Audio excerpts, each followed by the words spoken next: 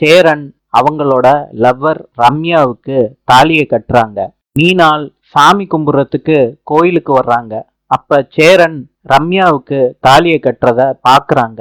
அதிர்ச்சி அடைகிறாங்க மீனாள். ரம்யா தாலியை எடுத்து கண்ணுல ஒத்திக்கிறாங்க. மீனாளுக்கு கடுப்பாகுது. சேரான்னு கத்துறாங்க. அதை பார்த்த உடனே சேரனும் ரம்யாவும் அதிர்ச்சி ஆறாங்க. மீனாள் வேகமா வர்றாங்க. சேரனை புடிச்சு இழுக்கிறாங்க. உங்களுக்கு எவ்வளவு தைரியம் இருந்துச்சுன்னா நான் உயிரோட இருக்கிறப்ப இன்னொரு பொண்ணுக்கு தாலியை கட்டுவீங்க. மீனாள் சேரனை போட்டு அடி அடின்னு அடிக்கிறாங்க.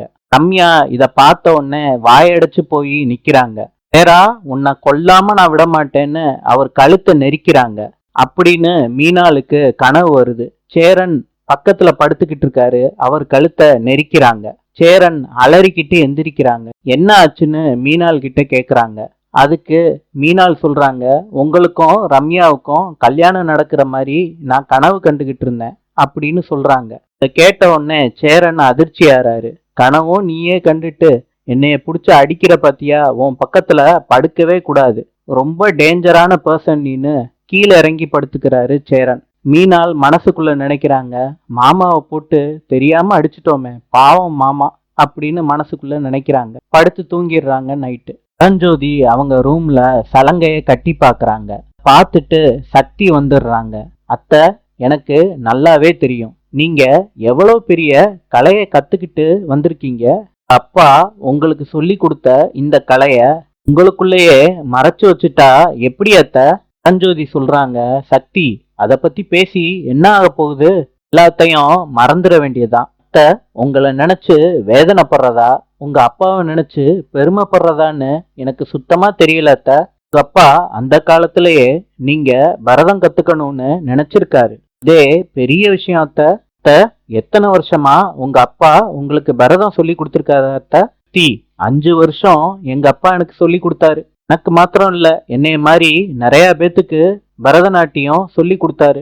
அப்பா கிட்ட பரதநாட்டியம் கத்துக்கிட்டு நிறைய பேரு பெரிய ஆளுகளா இருக்காங்க சக்தி. இன்னையும் அந்த மாதிரி உருவாக்கணும்னு தான் எங்க அப்பா ரொம்ப ஆசைப்பட்டாரு. திடீர்னு எங்க அப்பா ஒரு விபத்துல இறந்து போயிட்டாரு. அதுக்கப்புறம் உங்க மாமாவை நான் கல்யாணம் பண்ணிக்கிட்டேன். பரதநாட்டியத்துல சாதிக்கணுங்கிறது என்னோட விருப்பம்னு உங்க மாமா கிட்ட சொன்னேன். அவர் என்ன சொன்னாருன்னா, நீ பரதநாட்டியமே ஆடக்கூடாது, இந்த சலங்கை உன் காலில் ஏறவே கூடாதுன்னு ஸ்ட்ரிக்டா சொல்லிட்டாரு உங்க மாமா. இன்னைக்கு இந்த சலங்கையை கலட்டி ட்ரங்க் பொட்டியில போட்டேன். இதெல்லாம் நான் பார்த்தே 30 வருஷமாச்சு சக்தி. இப்பதான் மறுபடியும் பாக்குறேன். என்ன சொல்றீங்க?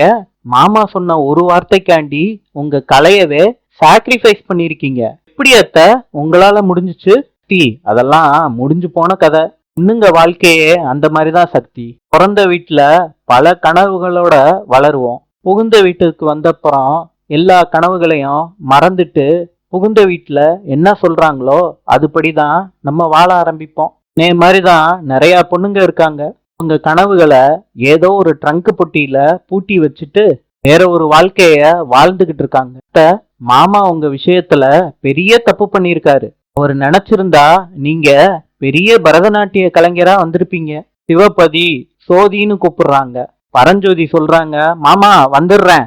ஐயோ சக்தி, நான் போறேன் சக்தி. இதெல்லாம் பார்த்தா என்ன வெட்டியே போட்டுருவாரு. சிவபதி திருப்பியும் கூப்பிடுறாங்க. பரஞ்சோதி சொல்றாங்க, நான் வந்துட்டேன் மாமான்னு. வேக வேகமா அந்த ட்ரெஸ்ஸையும் சலங்கையும் பீரோல வைக்கிறாங்க. வச்சுட்டு போறாங்க. இத சக்தி பார்த்துக்கிட்டே நின்னுகிட்டு இருக்காங்க. சக்தி காவிரி வெட்டிக்கிட்டே தேனிக்கிட்ட சொல்றாங்க, அத்தை விஷயத்துல மாமா பண்றது ரொம்ப தப்புக்கா. நிச்சயமா அத்தைய இப்படி நடத்துறோமேன்னு வருத்தப்படுற காலம் ரொம்ப தூரத்துல இல்லக்கா. அத்தையோட அப்பா அம்மா மாத்திரம் ஆக்சிடென்ட்ல இறந்து போலாட்டி நம்ம அத்தை பரதநாட்டியத்துல பெரிய ஆளா இருந்திருப்பாங்க. சின்ன வயசுலயே கத்துக்கிட்டு அரங்கேற்றம் பண்றதெல்லாம் எவ்வளவு பெரிய விஷயம் தெரியுமாக்கா. அம்மாவுக்கு தான் அத்தையோட அருமை சுத்தமா புரியல. அத்தைய டான்ஸ் எல்லாம் ஆடக்கூடாதுன்னு மாமா சொல்லியிருக்காரு. தேனு சொல்றாங்க, சக்தி நீ சரியா சொன்ன. மாமா மாத்திரம் அத்தைக்கு கொஞ்சம் சப்போர்ட் பண்ணியிருந்தா அத்தையோட லெவலே வேற. தேனும் சக்தியும் பேசிக்கிட்டு இருக்கத பரஞ்சோதி தூரமா நின்னு கேட்டுக்கிட்டு இருக்காங்க. நாளை சந்திப்போம்.